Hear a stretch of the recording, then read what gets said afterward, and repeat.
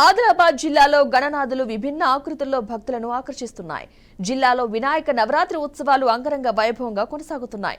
ప్రతి ఏటా మాదిరిగానే ఈ ఏడు సైతం ఆదిలాబాద్ జిల్లా కేంద్రంలో విభిన్న ఆకృతులతో ఏకదంతుడిని ప్రతిష్ఠించి ఉత్సవాలను జరుపుతున్నారు. విభిన్న ఆకృతుల్లో లంబోదరుని ప్రతిష్ఠించిన భక్తజనం విశేష పూజలతో కొలుస్తున్నారు.